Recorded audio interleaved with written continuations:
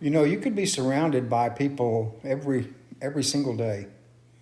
You know, your spouse across the breakfast table, your grandkids maybe on a video call, your neighbor waving from across the street, and still feel like you're quietly disappearing.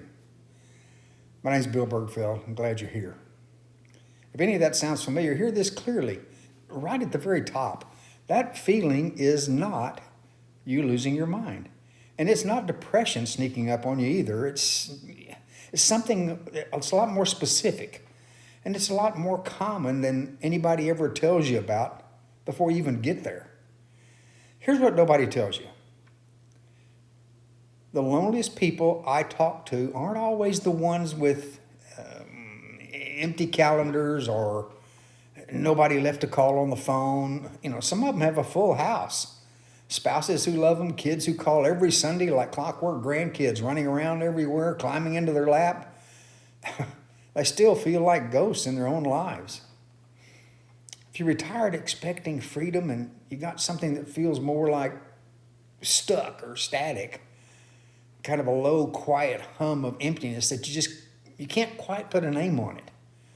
You're not broken, and you're not the only one feeling that way either.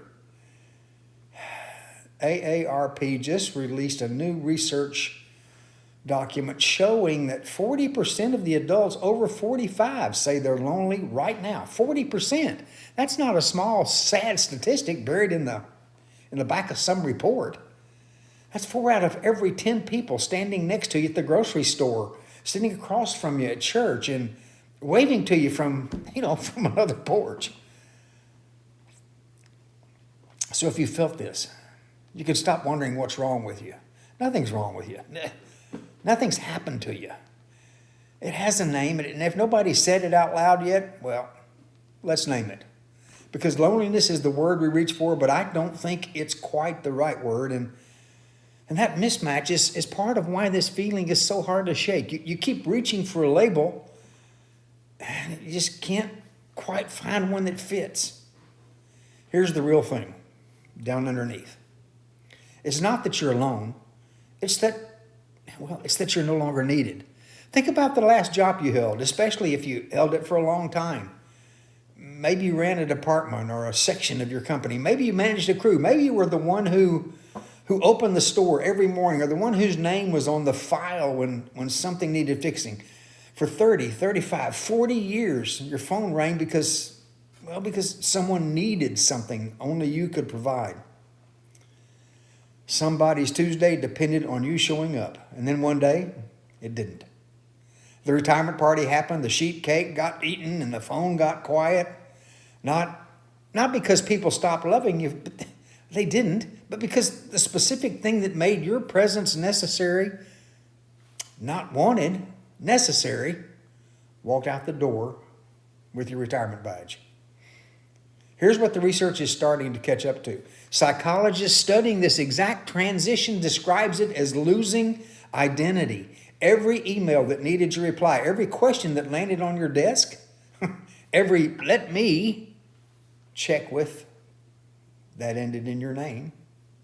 Those were small, constant confirmations that you matter to somebody. And when they all disappeared at once, the silence left because it doesn't feel like peace. It feels like erasure. This is exactly why you can sit in a room full of people who love you and still feel invisible. Love and necessity are not the same thing, folks. Your family can adore you and still not need you the way a team, a client, or your business once did.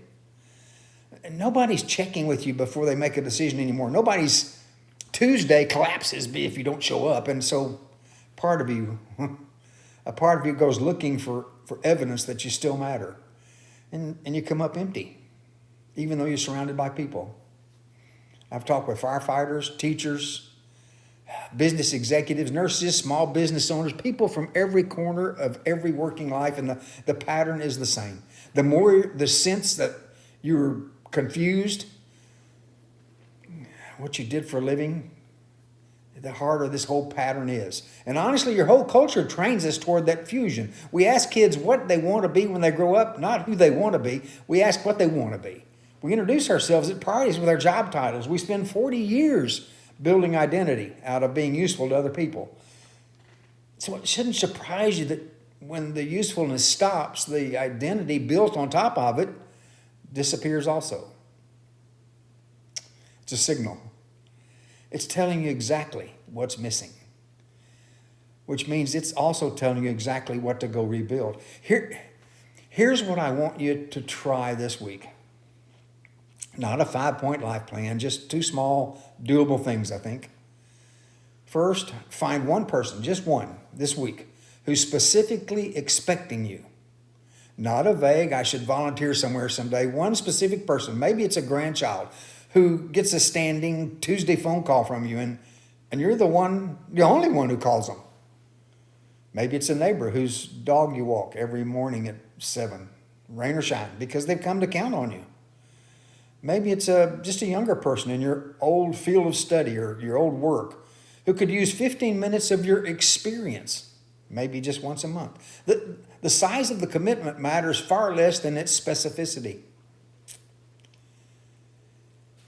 You see, if you didn't show up, you would be missed. Second, I want you to look at your calendar this week, and instead of asking, what do I have to fill my time? Ask, who's expecting me? If the honest answer is nobody, that's not a personal failure. That's just information, folks. It's telling you exactly where you need to start with one small, specific commitment. Not 10, just one. If this video describes something you felt but never had the words for, that's exactly why I make these. Retirement doesn't just ask you to figure out your finances, folks. It asks you to figure out who you are, and when somebody needs you, can you clock in there? And that's a much harder question, but it's more human. If this hits home, hit subscribe, because we talk about the real side of retirement here every week, not the money side, the life side. And I want to hear from you in the comments. When was the last time you felt like someone genuinely needed you to show up? Tell me about it. I read every single comment. If you want more on this, head over to the hub. That link is in the description below, where I've written more on rebuilding identity, where I've written more on connecting after your career ends. Yeah, you did everything right to get to retirement. Recognize that. So let's figure it out from this point on together. What comes next? I'll see you in the next video. Hope you have a great day. Take care.